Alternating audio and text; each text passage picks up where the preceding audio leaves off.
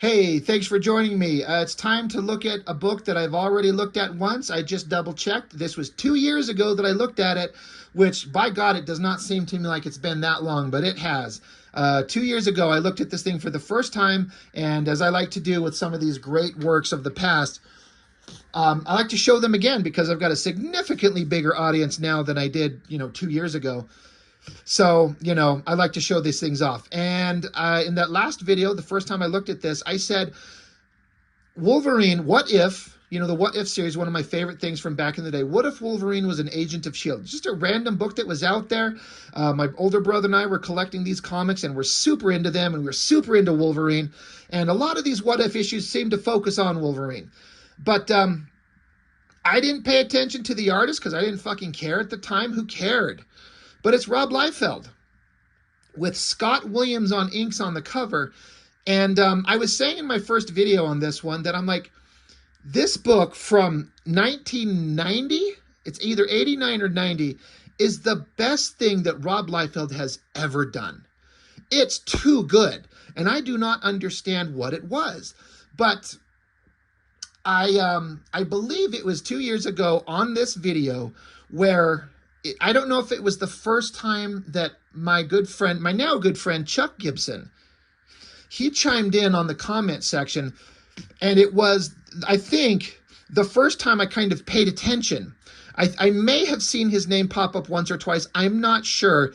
It's been so long, and he and I have had so many discussions at this point. I kind of lost track of what our first interaction was. But in the comment section, he chimed in because I was saying, I think this is Liefeld's best work ever. And he says, I'll tell you why it's his best work ever. It's because Scott Williams is inking it. And he says, I'm Chuck Gibson. I worked for Wildstorm in the 90s. He says, I trained under Scott Williams. He himself taught me in big part how to ink. And again, Chuck, if you're watching this, I'm not trying to tell your story for you. And if I'm getting parts of it wrong, please correct me. But I'm pretty sure I'm getting the basics correct. But you knew Scott Williams and you talked to him. And they were, Scott Williams was saying something to the effect of like, Scott Williams had to do a lot more than inking, maybe is to say. He had to add a lot of finish and stuff that wasn't there. And so that's why this book looks so goddamn good. And knowing that, looking back at it, I'm like, oh, okay, I get it. This is Scott Williams. Again, this is years ago. And I don't know how long Scott Williams had been inking at that point, but he's always been good. And I have to give credit, Liefeld's rendition of characters and the poses and the energy, it's all there.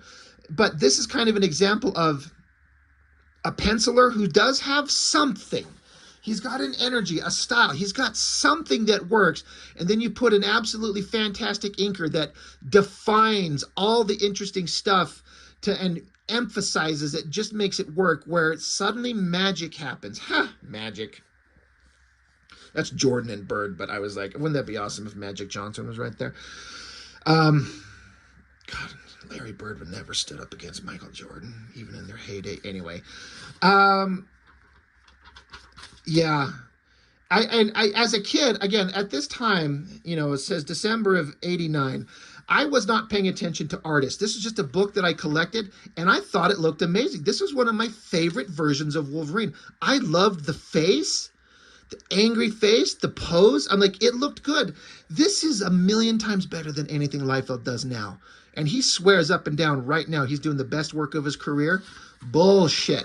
This is the best work of his career. Now, it helps that it's on this newspaper and it's got this kind of nice saturated color vibe going on here. It helps big time that Jim Valentino, his buddy, does the layout, so helping with storytelling. So you've got storytelling assistants, and then you've got Liefeld's energetic penciling, and then Scott Williams finishing it, adding all kinds of detail, and it just works. I love that face on the Hulk, the whole pose and the angle of this fight. Wolverine, that's one of my favorite shots of Wolverine right there. The mask looks awesome. He's spitting out here. The basic pose, the classic fight between Hulk, Wendigo, and Wolverine.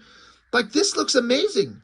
I will put this up against anything Liefeld does today and say this is a million times better.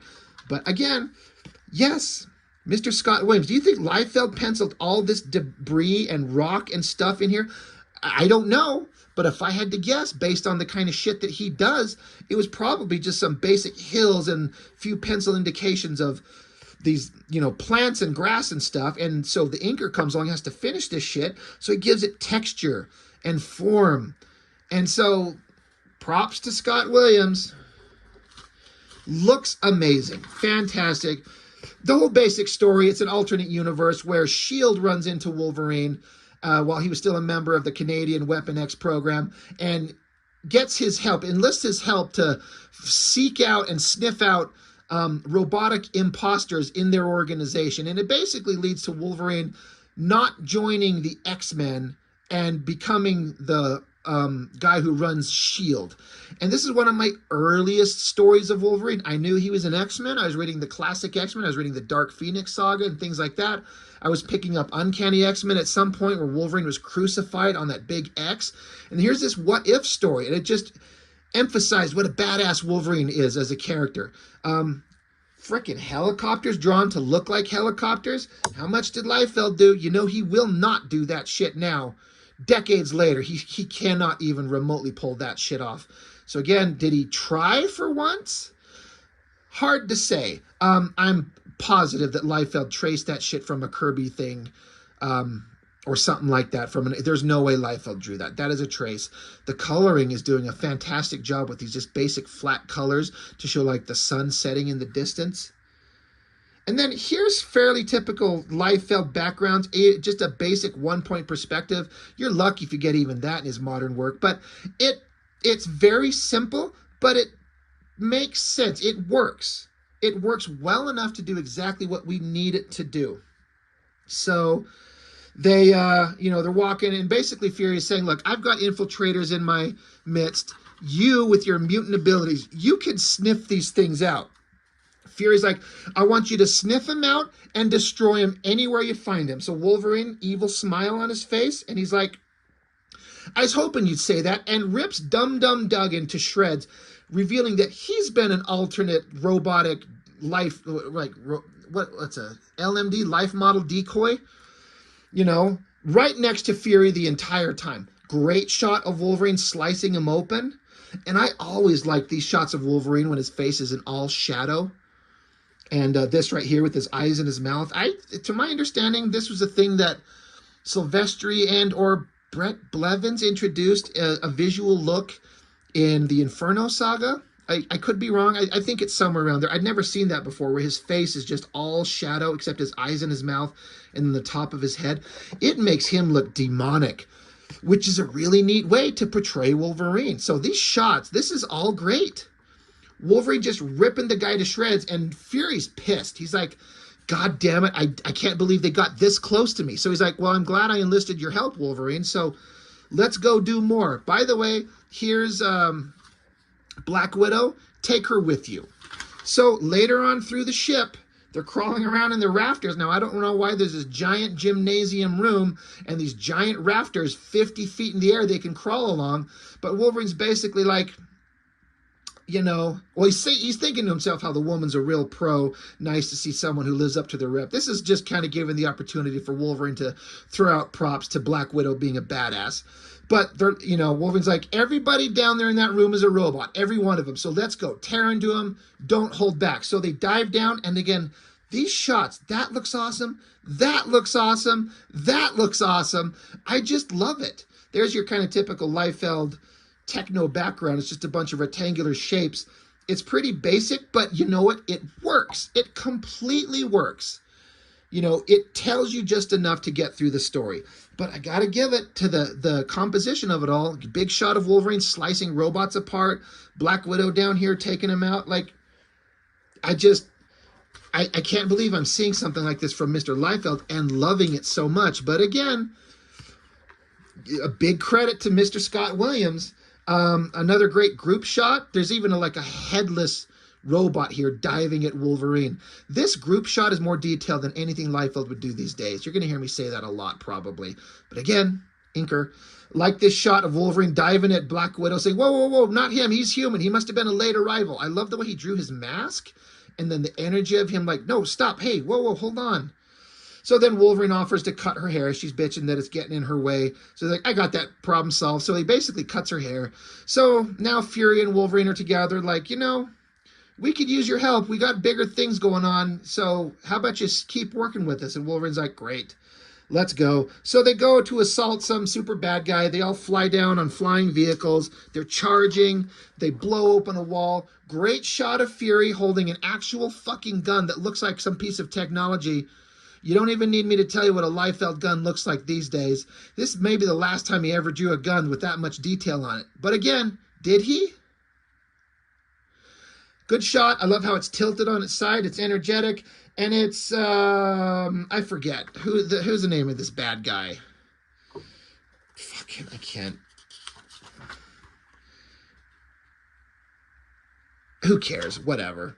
You'll know who it is. I just can't think of his name. But Fury and the S.H.I.E.L.D. agents, Wolverine and Black Widow, just taking out all the bad guys, kicking ass, beating the shit out of them.